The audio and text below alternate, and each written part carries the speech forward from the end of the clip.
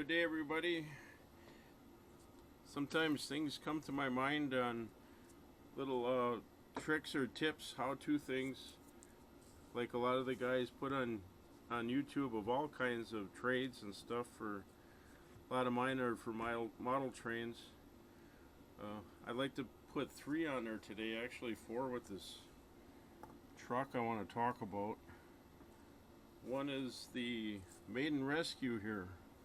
The Maiden Rescue accessory I got did not have the correct figures, or it didn't have figures at all. There was just 2 posts sticking there. And Lionel doesn't sell, it's a mountie and then the girl that's on the track. You know, of course you lock them in place like this. And she lays on the track and he rescues her when it's activated by the train coming. And they don't sell the 2 figures. There's a mountie and the girl on the track, like I said, I guess. So if you don't have the figures, it's like, what good is it? Well, why not just take a couple of any figures? I had one that looked like a girl kind of laying on the tracks, and I didn't have a mountie unless you want to paint them red. It was just a guy in a coat here. But I kind of made the legs a little bit hollowed out with some files so they go over the pegs, and I JB welded them on with clear, they call it the clear plastic weld.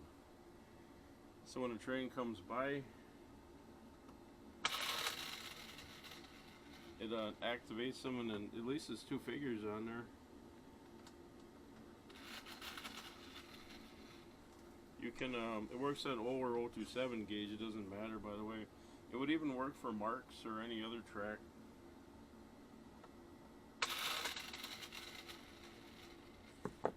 So it's kind of a quick fix there, or saves the accessory so you can use it. The JB clear weld, I don't know if it's 5 or 15 minutes, it sure isn't very long. About 5 hours, you can move it all over the place, it's fine. So that's one thing. The next thing is, I'll save the activator track making for a minute from now. The second thing is, I always have, if you ever pull in Lionel cars specifically and they come apart all the time, it's because your coupler spring is weak. It's this, should have more light here. It's this tab that runs across here. Maybe you can see it, I don't know. It's a spring that's pulled down by this rivet right here. You can replace the spring, but if the spring is good, there's a trick to taking up tension on it.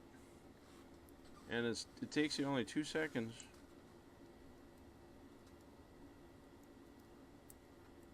Oh, there we go. Wonder why I wasn't going in. Kind of park it up on something that'll support this rivet. I think my pliers here might be a little bit better. You just want to get something that's about the height of the flanges and that rivet to cover it, or actually I had washers, that was it, it wasn't my pliers. Or anything that's about that size that'll just kind of keep it off the ground like that. Just for the demonstration, I won't put anything under it. And you take, and you can use a center punch or a flat punch, and you hit that rivet right about there. I'm not gonna push this down. I gotta fix this plate yet, but you just strike it with a hammer like this, but very carefully. Just give it a tap until you're sure you know what you're doing with it. And then check the tension, you know, like this. Give it another tap, check it. The last follow-up couple, maybe you want to use a flat punch. And what that'll do is it'll take up the tension, of course, where it won't come apart. But you have to watch, if you compact the rivet too far, then it won't open up the coupler, because you're limiting that. So kind of check as you go along, make sure you don't get it too tight. It's a quick fix, that's perfectly fine. And again, if your spring in there looks healthy yet it's not bent or cracked, you can just tighten it up like that and it's fixed. You got to take the truck off to get at it. That's pretty easy, just a horseshoe clip.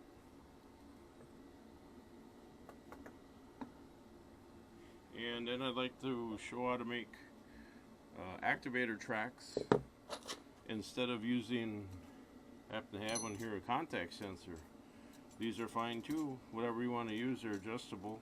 But a lot of guys like making their own activator tracks that are done by, I'll show you how, by putting your insulators along one outer rail, as we're done with these here, and a plastic pin on each side. They call them fiber pins.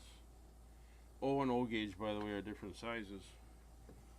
So if you isolate one of the two, it doesn't matter which rail, by the way.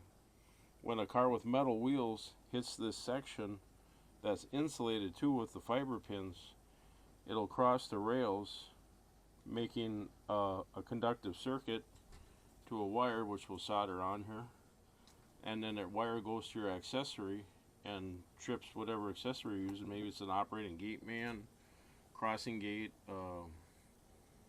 anything that goes off that when a train comes by, a switch tower. This one could be used for the Maiden Rescue even. On this side, these are the positive and negative. This is 14 volts. But this terminal here is for the accessory wire that could either come from, like I said, this switch here, or the track, which we're going to do. I don't think we'll have to hook it up on here. All I do is cross this and you'd see it work, but that would work on here too.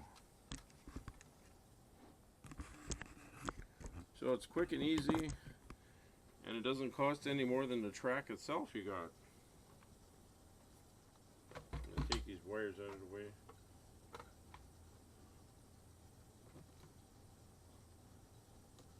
The cost of, no more cost because you need the track anyway, and a piece of wire, you got an activator track. So whatever method you like. I just use a screwdriver, kind of use a rail to brace one end, separate the clamps a little, and you don't have to spread it all the way for now, just enough to get the rail off, because it's a little tricky, especially O gauge is a little thicker than 027. Just want to get the rail itself out.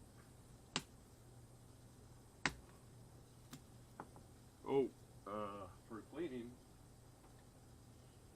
I always use green Scotch-Brites. Clean your track to start with when you restore it. You could actually use it to clean later. Some guys like track cleaner. Whatever works, whatever you like using. This will take the rust off too. If it's really rusty, you get the Dremel or something. All right. So, and to make it easier to put these insulators in, after you get it apart, you can just take like a needle nose and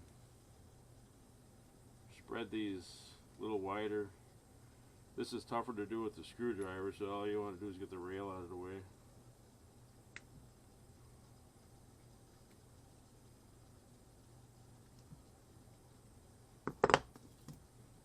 And these you can buy pre-made. The Train Tender has them, traintender.com. Be glad to sell you some. Or you can cut your own. You can see what kind of material it is. It's, I don't know what you call them, like kind of a thinner cardboard. Don't use paper, that's too thin. You'll get a short. So, if you bend them to go in place, you lay them in there like this. Some of them are pre-creased like these are. Go on eBay. eBay, a lot of guys sell them. I bet they make them up themselves just to make money and make 50 up at a time and sell them.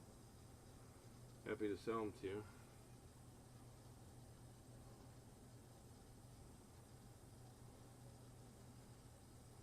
And like you can see, it's so easy and it's so quick. Hardly take you 5 minutes beginning to end. You get them all centered in place. Make sure they're in all the way. And take your rail and put it on. I like to bend in from one end of it, or edge, you know. And being careful that you don't catch the tops of the other side going down. And roll it in place.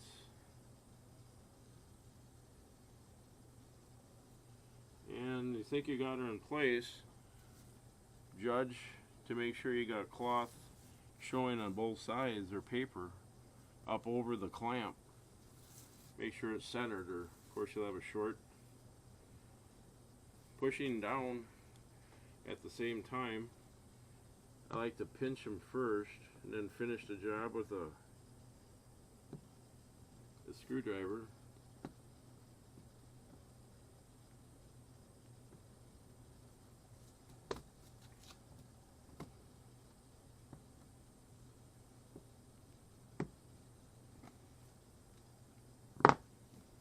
You can tap it or push, really. If you tap too hard, you might even go through the cloth.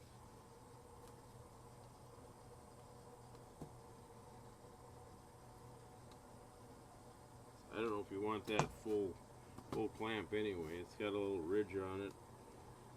Like, if you notice, the center rails from the factory didn't have that little clamp ridge like the outers do.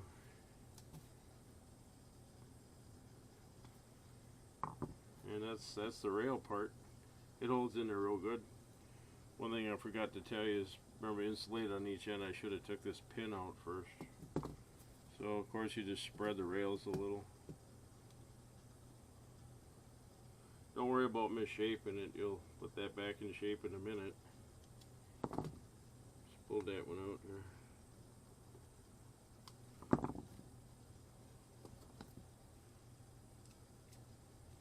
There's your pin. See, it's kind of stretched out then, but we'll fix that.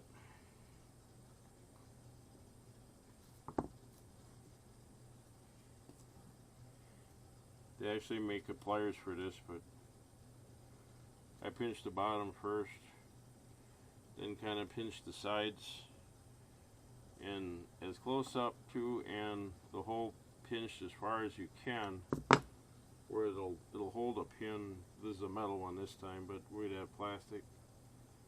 You can tap it in there and it'll stay in, but tight enough to make contact. If you're ever shaping them for another reason. And if you want to, you can tap it a little, but I wouldn't go too hard.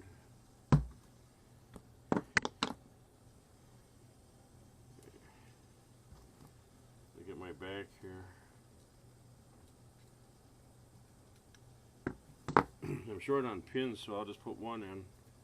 But you would put one on each end where it's not insulated or isolated. You just stick it in like that. So now, well, kind of we're saying it really, it's an insulated rail by itself.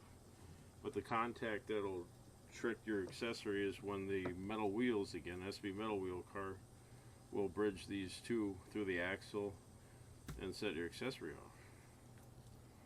This one don't look real heavy here.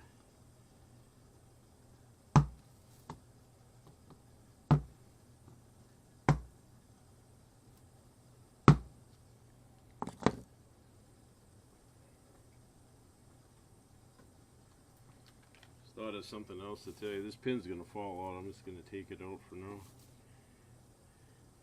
It's always neat to test them first with your multimeter. Put it on continuity. You hear it beeping. Make sure you don't have continuity with either one. Oh, I'm touching this for some reason. There. So you take the two outers and you don't get a beep, then you insulated it, right? That was just that.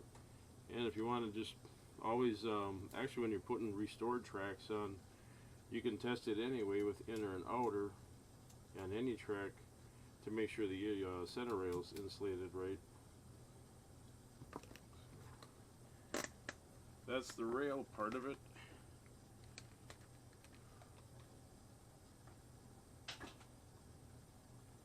Then we'll put a wire on it. So I got my tools set up to be a little quicker. Take the Dremel.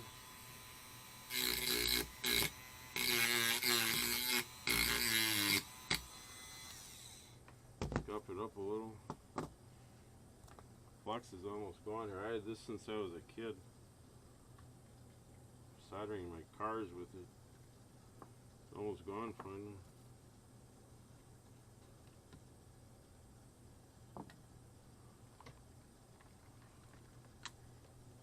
For accessory wires, they don't have to be very thick.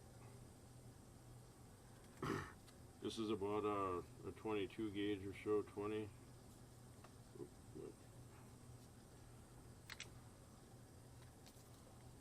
Maybe put some solder on the track first.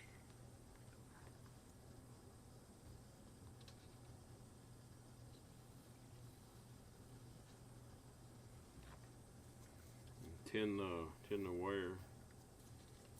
Might have this in the way. And your worm, slap the wire on.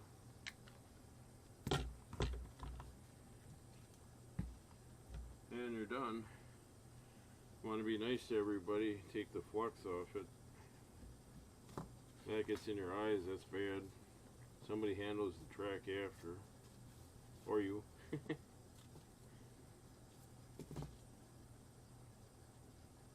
And also, when you solder with the flux, for some reason it'll rust the top in that spot again. So you want to wait for a little bit. I'll just show you. Just scuff the top of it again. Make sure you don't have anything come back. And that's your activator track. This just hooks up to whatever terminal on your semaphores, or operating semaphores do that. You run power to the semaphore, and the other coil wire out of the semaphore. This would go to one of the three terminals on the base. So when the wheels hit it, the semaphore goes down. And one more thing, kind of the same principle. I just like to do it anyways. Making power tracks. Missing some pins on this one, but make your own power tracks instead of, you know what Lockons are. I'm afraid I don't have one here. That lock-on you clamp on it or put the track wires to from the transformer. If you like, you want to buy one and you want a more positive connection, you can make your own power track.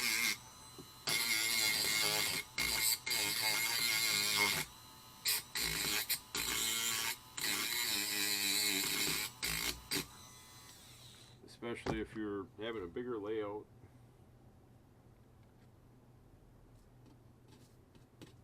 Maybe you might have 5 or 6 places you need to put power to, like they recommend, 4x8 or something. That's 8 Lockons at about $5 to $8 a piece. And you can just solder wires. But also, the if you're running a heavy layout, you want to use like 16, 18 gauge wire. You could get it in a lock-on, but it's a little tricky. Again, you could use lock-ons easily, but it's kind of neat to solder wires to it. Do this again first. The gun heat up here. It seems to help me to dip the tip in a flux first. I don't know, my imagination. It seems like it's solder better.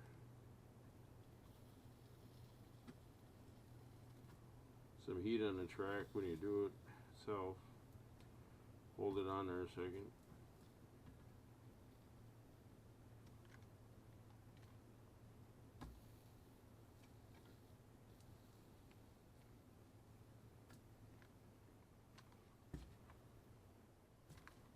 Flux the wear. Touch the wear.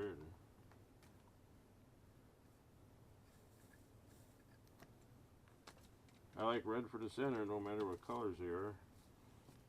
Just make sure you have one color for inner or outer, so you know, hook them all together with your bus wire.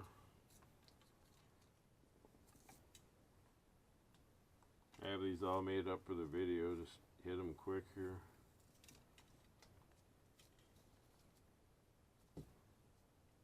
I had to make these for a set I'm making anyway. That's what kind of gave me the idea. Put it in the video.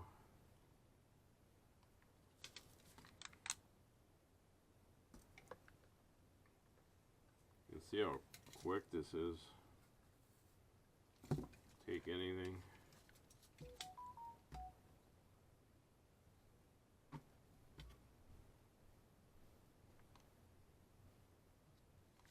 Black one around here somewhere.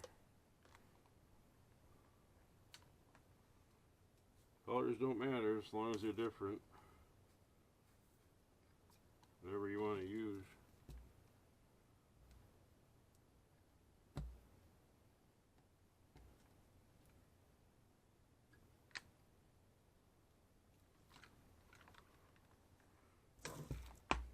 Always double check. I soldered them backward before and wondered what's going on with the layouts. A little hot. Oh. I wipe the flux in. Never say you'll never make a mistake. Love the old joke. I never make a mistake. I thought I did once, but I was mistaken. So.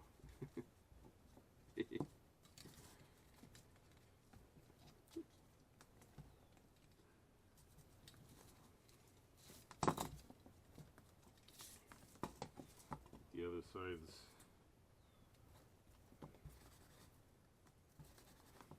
It don't take much, just touch it, otherwise it rusts a little bit with that flux. I forgot to tell you, take a clean dry rag and just wipe them after too. You polish with the greenie.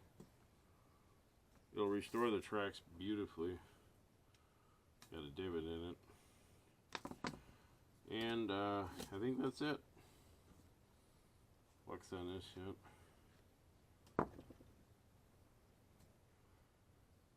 I could take this activator track and show you how it works, but I think you know. And that's it, real cheap. You can buy the track papers, they call them, on eBay or a lot of places. Train Tender has them. I'm pretty sure he's got the fiber pins too. I'd have to check on that. I never bought them from him. Buy a lot of stuff from Train Tender. And like these coupler truck rivets. Putting couplers on. So that's it for the video. Thanks for watching. Like always, I hope it helps. A lot of the guys are good-hearted. They try to share that stuff. Little tips or just how-tos. Alright, have a good day.